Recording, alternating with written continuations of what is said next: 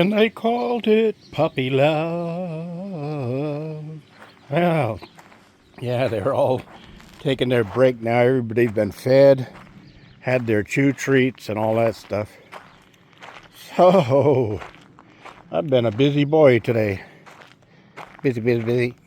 Busy, busy, busy. Hey, wait a minute. That was R2-D2. Hey, look! Skywriters in flight. Afternoon delight. And all of that was all from earlier. I mean, this sky was covered in this stuff. And the winds were blowing in just the right way to get them all over there. So they did something to put clouds over that area for some reason. Now, isn't it amazing how we have crystal clear skies one day, then the next day the Skywriters come out, and we get a cloudy day. Oh, that's my dog. Little pup here. He's been following me around like, hey, you're the new guy with the block. Here's cloudy day here. She's going to come over for her head scratch. Yeah. Good old cloudy day. So today, as you can see, I cleaned up this place and re-nested all of the nests, even though I only have one hen and one rooster. I did still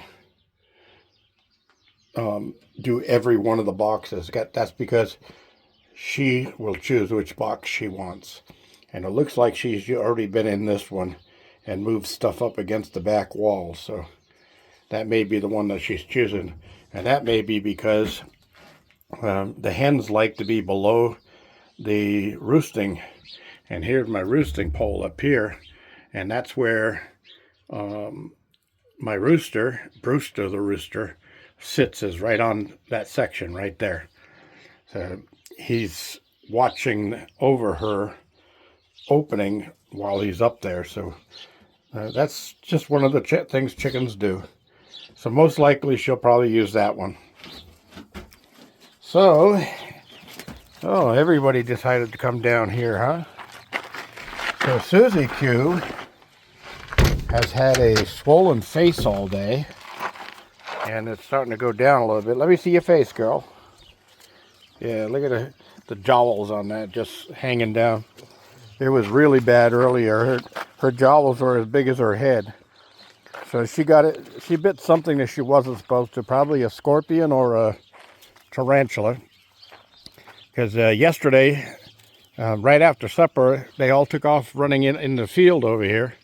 And then 15 minutes later, they came back, and Susie Q had a ground squirrel, a Mojave ground squirrel. That's the chipmunk impersonator. If you look it up online, you'll see what it looks like. It's a ground squirrel, but it looks just like a chipmunk. And they can tunnel really fast underground. So I'm amazed that she caught it. That was really something. And her face is still bothering her a little bit. But not much you can do about something like that. You just have to let them take care of it themselves. And they'll remember whatever it was that bit her. She will not go after one of those again. So that was another thing I did. And poor old Diogi over there. I got a flying insect that was buzzing me as I walked across there. So I did a little stuff in here today. Nothing really major, but I'm getting ready for my waste oil burner to be able to get lit off when the temperatures really take a swing for the south here. And I'm going to start a clean out in here, get everything all cleaned and put away. I got to clean this area up. I've been using it as like a scrap metal and scrap wood storage area, and I want to clean all of that out of there. And my camera stand over there, my tripod, and sneeze time. Oh, oh, wow, that's interesting. I yelled sneeze time just as I was about to sneeze, and the urge to sneeze went away. Huh, I'll have to remember that. I know if you use your finger and press on the bridge of your nose, right where the cartilage meets the bone, the skull bone, if you press on that for a few seconds, that'll get rid of a sneeze also. But, you know, sneeze feels good. Anyway, I did that. I fed the chickens, and I think one of the next priorities is going to be to rake out the chicken coop or the chicken run. And there's a lot of extra poop out there that needs to be raked up. And I'll get that into my barrels that I store for the winter. And then in the springtime, I can mix those in with any soil that's going to need excess nitrogen. My neighbor offered me some horse manure, as I mentioned before. So I'm going to bring my trailer over there tomorrow and get it filled up. But first thing in the morning, I've got to get out. Here's another thank you to Sherry, the secretary. Those boxes up there, all that cardboard boxes are boxes that came from Sherry, the secretary, sending me help with my dog food. And it's not all that they need, but it is really helping a lot. So I really appreciate that. But what I'm going to do is take those down first thing tomorrow morning, get my staple gun out, and I'll strip those, I'll cut those on one side so I can open them up in big fan pieces. And then I'm going to coat the sides of my trailer, the wooden sides, as you see them there. On the inside, I'll put the cardboard, and then I'll put a bed of them down on the bottom. So when he puts the horse manure in there, it doesn't go directly onto the wood. It'll go onto the cardboard. And then, of course, the cardboard later, I can shred that up and put that right in with the garden stuff and mulch it. So all good stuff. No waste here. You know, when you're off grid, you got to make sure you don't have any waste. You try to do whatever you can with everything you got. That's like all of these. I got an offer. Somebody wanted to buy all of these from me. And, yeah, I could probably make a couple of $100 if I sold all of those. But then I'd have to go out and buy some when I need them to do my wraparound porch, which I'm planning on getting started on in the springtime. I'm going to go all the way around the front side and the two sides of the cabin with a full wraparound porch. A nice place to, you know, just invite some neighbors over, sit down, have an outdoor barbecue, and sit on a nice raised porch. And I'm going to put a nice railing all the way around that I can shut off the gate to the porch if I need to.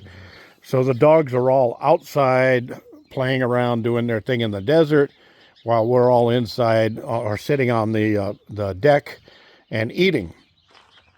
Now, my sink that's over there, that slop sink, I've put that out there, and I don't really know why, because I've never really used it for much out there.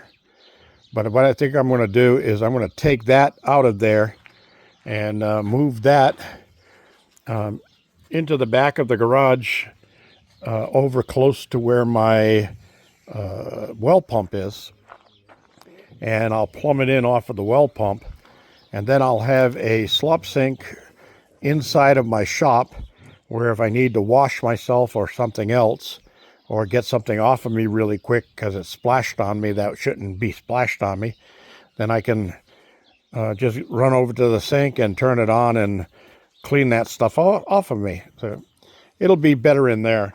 And then, of course, 2 years in a row, I forgot to drain the lines and open the faucet, and the freezing temperatures came and froze the water in the pipes and broke the faucets.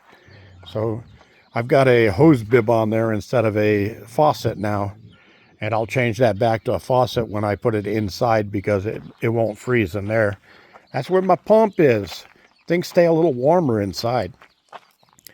All right, that's about it. I do have a couple of warnings I want to put out for people planning on moving off grid. One of the things is the talking about a shelter and moving off grid.